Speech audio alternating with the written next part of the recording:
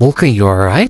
Take po tayo sa ating ganap for today guys. Isa na naman good news ang mabalita natin sa ating guys. Nagkaayos na po sila Alden Richard at saka si Catherine Bernardo. Kaya nga po, new movie is coming in approved now. Yan na palang iniintay nila bes ay magkaayos sila.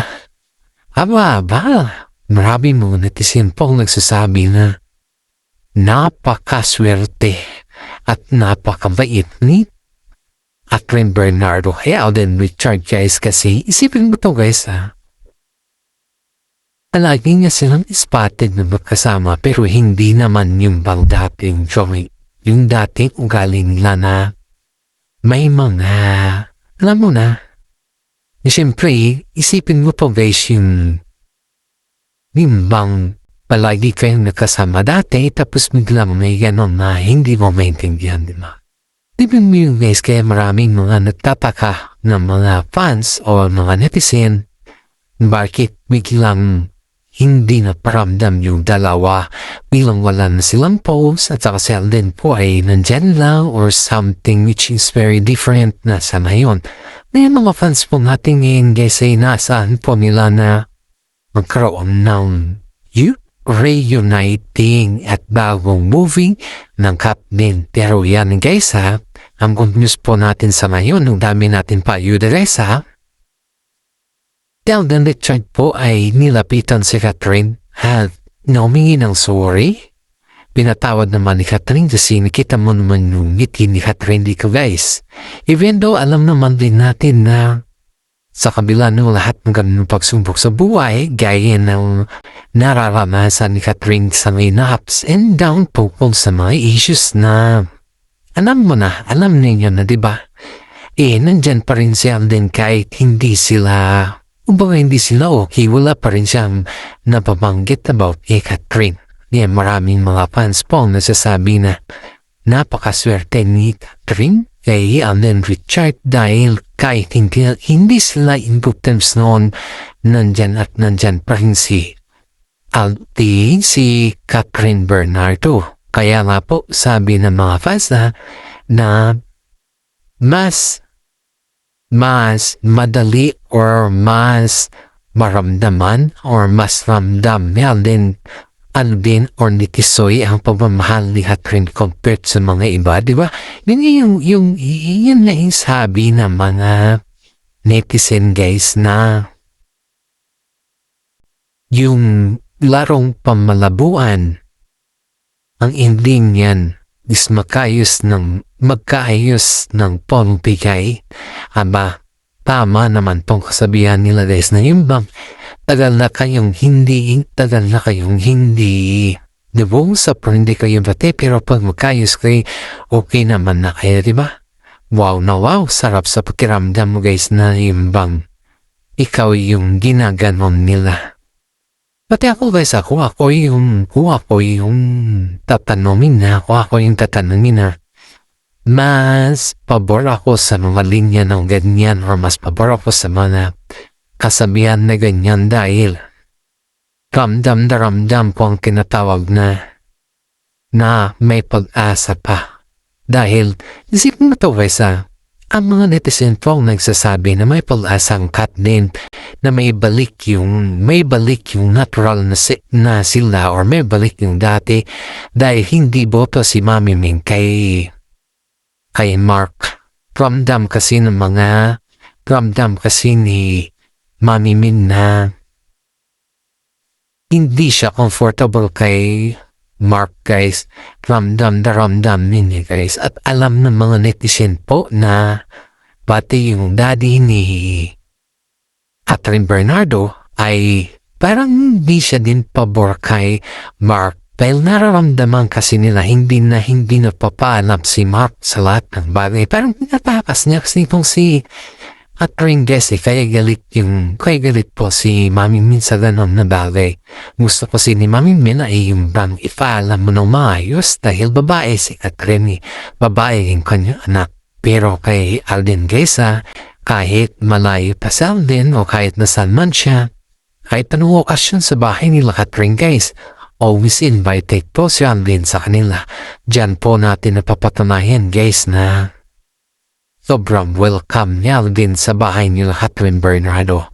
Haba pa, isipin natin po yung sitwasyon na ganyan guys ay nararamdaman mo talaga na inatawag sila ng kantahan. Di ba? Aba. Ito na yung positive natin guys. Good vibes lang tayo guys Si Catherine Bernardo po ay nagpasalamat sa mga fans nila ni Alden Richard dahil sa ups and down nila ni Alden ay nandyan pa rin sila sa kanila. Sabi naman ng mga director ng kanilang bagong movie sa mga guys yung mga management nila na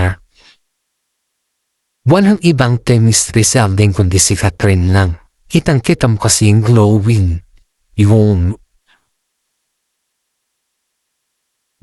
factor ni Alden sa ngayon na yung kisig niya mas kumanda yung katawan ni Alden sa ngayon guys. Medyo tumaba siya na nakalaman na okay dahil yung going kasi ni Alden is makikita mo dun yung kanyang honesty. Si Catherine po guys nasaktan na siya at 12 years na yung past relationship niya. Kaya iniisip-isip niya guys kung saan or ano yung patutunguhan niya sa ngayon. Kaya hindi pa siya nakakapag-decide tuwing tinatanong sa kanya si Mark ay hindi po siya nagsasalita. Nung dami mga fans na nagsasabi na maswerte si Catherine dahil napakabait niya din sa kanya. In fairness guys, alam mo, mas lalong sumikat si Alden sa ngayon ang dami niyang award. At tapos best in actor pa siya. Halos ang dami niyang award. Kahit halos sa yung kuha sa mga award na instead of Daniel Padilla ay siya kumuha sa mga award na yun. Sila rin naman guys ay medyo siyempre guys kapag ikaw in-throw ng issues, isipin mo pala na may mga time na madodown ka niyan. May mga time din na iaangat ka ng mga fans. Pero dahil kay Catherine Gisa nagkaroon ng issues, kasali na din yung mga issues ng kanilang mga pamilya. Kaya ni Mami na natatampo sa kanya ay medyo naging maayos na din na sila. Pero yung ating mga fans dyan na pilit na sinasaksak si Catherine or pilit na sinisiraan si Catherine, wala kaming pakialam sa inyo. Kasi alam namin ang ugali ni Catherine. Ayon nga dito sa ating legit na sources guys, ay si Catherine at saka si Mami Min po ay inimbita ni Alden Richard sa karawan ng kanyang kapatid. And then, hindi lamang po yan guys, may pa-surprise din po si Mami Min, si Alden Richard kay Mami Min, na kung saan po ay nabigay po siya ng bulaklak. Si Mami Min po ay mahilig sa bulaklak at kasi Alden naman po ay mahilig bibigyan ng bulaklak. Kaya yung mga surprise na Alden na po bibigyan ng mga bulaklak kay Mami Min guys is na-appreciate po yun ni Mami Min. Kasi siyempre nanay ni Catherine yun Mami Min, nanay po ni Catherine, alam naman din natin. Ang ganda nga ng babing nila Mami Min kasi Alden Richard halos mararamdaman mo yung pamilya ang touring kay Alden Richard. Sabi nga ng kapamihan na mas daig pa ni Mami Min or mas daig pa ni Alden Richard yung tawag ito na si Daniel Padilla noon. Kasi si Daniel guys is si Catherine na po yung laging nandyan or si Catherine na po. Pero guys ito yung bago nating update sa kapag pupunta po may bisita pala si Catherine Bernardo sa bahay nila Daniel Padilla noon. Case is sa salas lang pala siya nakaupo.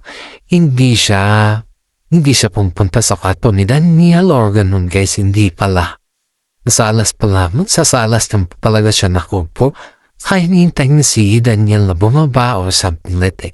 Di ba may kondo po si Daniel? Doon po sila palagi ni Catherine. Noon, yung kondo na yun guys is hindi lang naman kay Daniel Padilla kundi dalawa po siya ni Catherine dun na kondo guys kaya marami na netizen po nagtataka kung bakit nagawa pa ni Daniel Padilla yun. And of course guys, sa ilang buwan lang nandyan na si Alden Richard pinalitan na si Daniel Padilla. Haba, ang ayuda natin for today guys ay ibibigay na ni Alden Richard ang may regalo po si Alden Richard kay Catherine guys. Alam naman din natin maliban sa aso, kundi it's a ring. It's a couple ring guys. Kaya abangan po natin yung ating another YouTube channel. Pati shout out po yung mga senior citizen dyan na palaging nag-update sa atin. Maraming salamat po yung mga fans natin dyan na palaging nanonood sa atin. Maraming salamat po. Think positive lang po tayo. Huwag puro negative. Kasi yung negative po ay nakakasama po yan sa atin. Maraming salamat. Pakilike and share naman po yung ating YouTube channel. God bless po sa ating lahat.